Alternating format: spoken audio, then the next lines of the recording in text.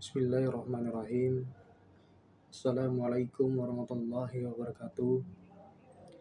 Innal hamdalillah nahmaduhu wa nasta'inuhu wa nastaghfiruh wa na'udzu billahi min syururi anfusina wa min sayyiati a'malina. May yahdihillahu fala mudilla lahu wa may yudlil fala hadiyalah. Asyhadu an la ilaha illallah wa asyhadu anna Muhammadan abduhu wa rasuluh la nabiyya wa la rasula ba'da. Izin kepada Ibu dosen, Ibu Asma Yumarni.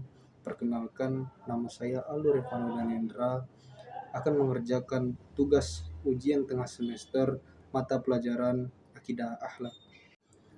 Kita masuk ke pertanyaan pertama, yaitu apakah hubungan antara pembelajaran Akidah Akhlak dan standar kompetensi? Pembelajaran Akidah Akhlak tentu sangat mempengaruhi peserta didik dalam berbuat baik kepada sesama. Tentu pembelajaran Akidah Akhlak ini harus diterapkan di sekolah-sekolah. Sebagai tenaga pendidik, kita harus mengajari peserta didik agar mengembangkan sikap-sikap toleransi sesama teman dan memiliki akhlak-akhlak yang baik, dimulai dari sejak bangku sekolah hingga nanti menjadi terbiasa di tingkat umum. Lalu kita masuk ke pertanyaan kedua, yaitu pertanyaannya, apa yang kamu ketahui tentang TP atau ATP dan kurikulum, serta jelaskan apa hubungan antara keduanya. TP atau ATP adalah hal-hal yang menjadi panduan dalam perencanaan kurikulum, yaitu TP atau ATP juga termasuk silabus yang berjalan pada kurikulum 2013. Sedangkan kurikulum adalah berisi tentang rancangan dalam sistem pembelajaran yang berisi tujuan serta isi dalam panduan dalam pembelajaran. Sebagai peserta pendidik, TP atau ATP yang bersifat silabus dan kurikulum sangat berhubungan agar sistem belajar mengajar dapat terstruktur dalam berjalan dengan lancar, baik itu menguntungkan bagi peserta didik dan juga menguntungkan bagi pengajar. Kita masuk ke pertanyaan ketiga, yaitu apa yang Anda ketahui tentang metode dan model, dan apa hubungan antara keduanya.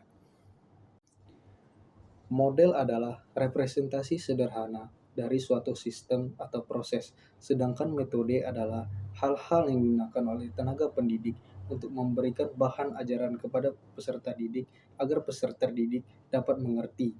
Hubungan antara keduanya, antara model dan metode, itu sangat berhubungan erat, yaitu hal tersebut agar kita dapat mempraktekkan hal-hal yang kita gunakan dengan mudah, agar peserta didik dapat mengerti dengan mudah tentang apa yang kita ajarkan kepada peserta didik. Baik, kita masuk ke pertanyaan keempat, yaitu apakah perbedaan antara sumber dan media? Lalu jelaskan apa hubungan antara keduanya. Baik, kita memasuki ke penjelasan pertama, yaitu pengertian dari sumber. Sumber yaitu hal-hal yang mewajibkan peserta didik untuk mencari buku-buku yang memiliki sumber atau footnote agar peserta didik dapat mengerti apakah bahan ajar mereka memiliki referensi-referensi dari buku yang dijelaskan oleh para ahli atau para penjelas yang memiliki ilmu dalam hal-hal bidang yang peserta didik cari. Lalu yang kedua yaitu kita memasuki penjelasan dari media. Media adalah salah satu sumber juga sebetulnya, namun memiliki perbedaan.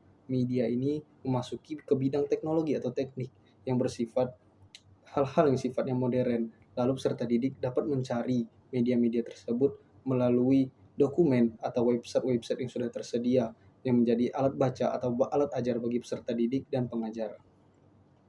Tentu hubungan antara keduanya sangat erat karena peserta didik memiliki banyak hal-hal yang bermanfaat untuk dicari, baik melalui sumber atau buku maupun melalui teknologi atau teknik yang dapat kita cari melalui web atau website yang kita dapat akses. Seperti itu. Lalu kita memasuki pertanyaan terakhir, yaitu apa yang Anda ketahui tentang alat peraga dan jelaskan hubungannya dengan penilaian. Alat peraga yaitu alat bantu yang digunakan oleh tenaga pengajar untuk menyampaikan materi-materi agar dapat mempermudah tenaga pengajar untuk menyampaikan materi-materi kepada murid. Tentu hubungannya sangat erat kepada penilaian, yaitu seperti contohnya InFocus. Seorang pengajar menyampaikan kepada peserta didik dengan mudah tentang penjelasan karena memiliki alat peraga, sehingga peserta didik tidak perlu mencatat hal-hal yang sifatnya teknis lagi. dan peserta didik dapat memahami dengan melihat infokus, sehingga apa yang dijelaskan oleh tenaga pendidik itu jelas dan tidak ada kekeliruan di dalamnya. Baik, sekian penjelasan saya tentang pembelajaran ujian tengah semester akidah akhlak. Jika ada kesalahan saya mohon maaf dan pada Allah saya mohon ampun.